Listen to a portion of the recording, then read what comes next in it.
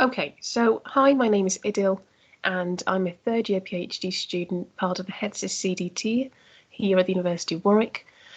This week's Computational Toolkit seminar will be on developing an intuition for gradient descent and looking at its use in machine learning. So, the outline of today's talk is as follows. We will begin by reviewing some of the basic principles of gradient descent and talk about where it's used.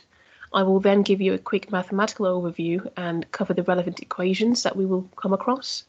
We will then also be having a look at how gradient descent is implemented computationally. And then finally, we will discuss all the different flavours of gradient descent and look at their individual merits.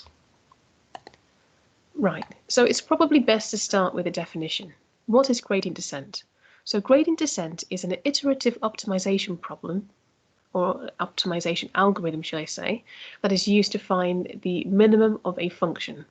So by definition, the algorithm seeks to optimize a set of parameters. So in practical terms, what that means is that it tries to find local minima by moving along the direction of steepest descent. Okay, so we'll talk about the specifics in a little while, but first let's try and review where and why gradient descent is used. So gradient descent is most commonly associated with and used in machine learning related tasks. So with training a machine learning model, as you know, the overarching goal here is to minimize your cost function, i.e. the total difference between your true and predicted values squared, right? So the model will then continue to adjust its parameters to get the smallest possible errors you can get. Hence, the cost function can tell you a little something about the accuracy of your model. And, as you would expect, the better your model, the better the predictions it makes on unseen data.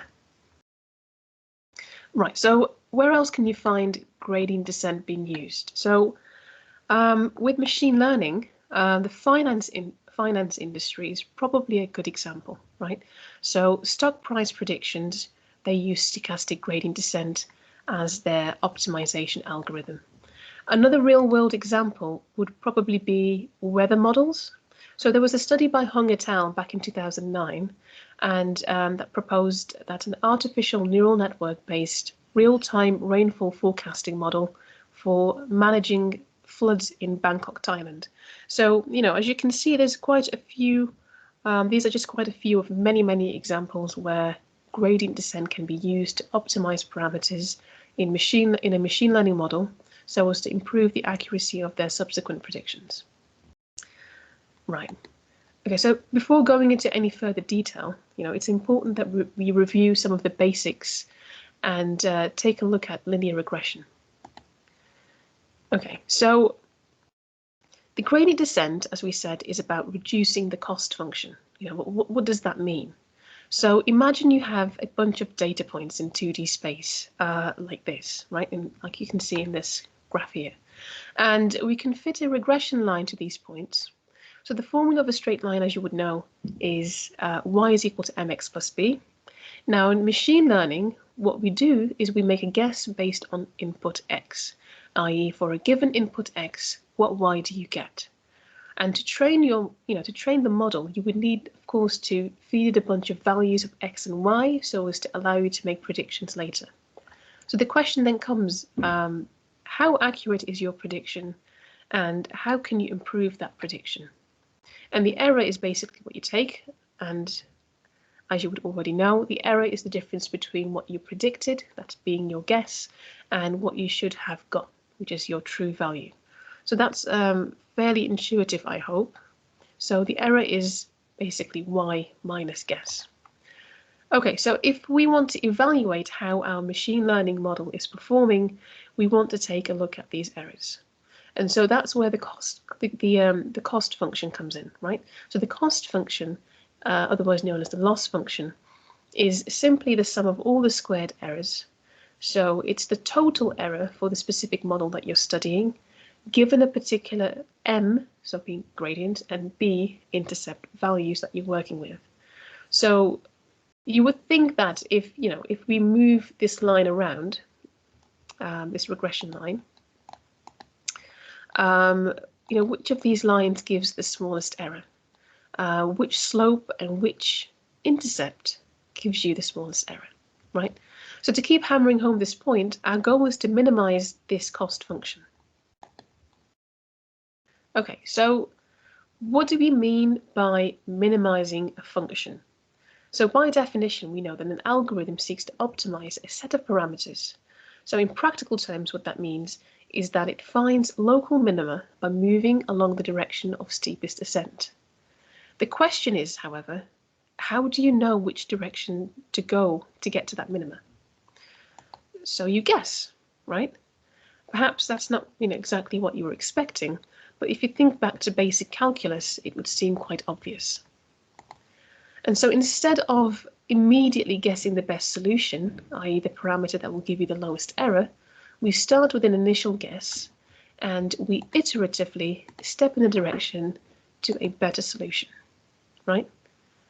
And the algorithm simply repeats this process several times until it arrives at the best solution, that being the minimum. Okay, so one of the key features of gradient descent is that we want to take the fastest route towards the minimum point from each step. And to do this, we take partial derivatives at each step to find the direction towards the local minimum. And we use the derivative to calculate the gradient at a given point until you've reached some level of convergence. Okay, so that sounds simple enough. But as you can probably tell by this, the previous simple example, the success of the method is entirely based on how good your initial guess is. And so what happens if you have a more complicated function, like the one you can see here? So, you could start from any one of these places on this function here.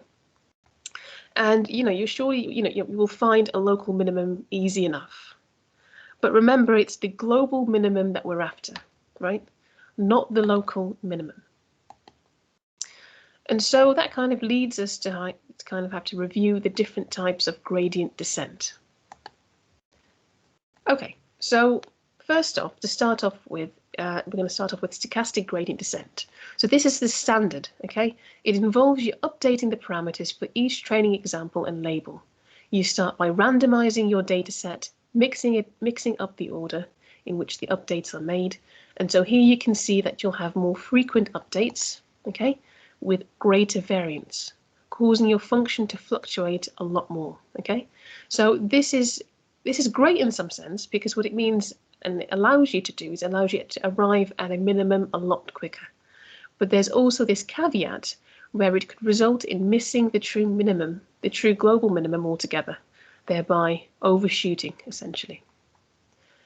And so then there is something called mini-batch gradient descent, which takes a better approach by performing an update for every subset of training points. So this value can be decided by you. Here here it's been given as 50. This in essence reduces the variance of the parameter updates, which can lead to a more stable convergence. Of course, it's not without its issues. And so next we then move on to momentum gradient descent.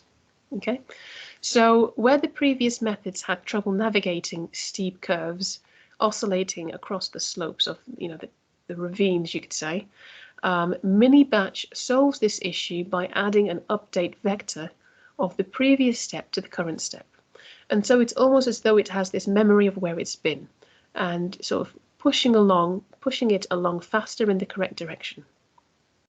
So to take this basic principle of momentum, as you would have learned back in school, when an object, so take for example this picture of the Gloucestershire Cheese Rolling Festival, right?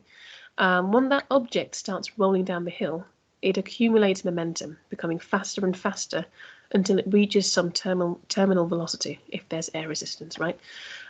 What the momentum method does is it dampens the frequent oscillations. So much like in this rolling cheese case that I'm talking about here, the momentum increases for dimensions whose gradients point in the same directions and reduces the updates for dimensions whose gradients change directions.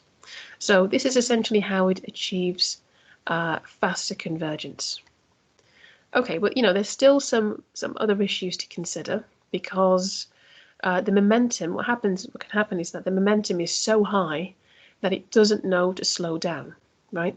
So, which then causes it to again, miss that minimum in this case, right? So what we've, this was actually first noticed by a guy named Yuri Nesterov.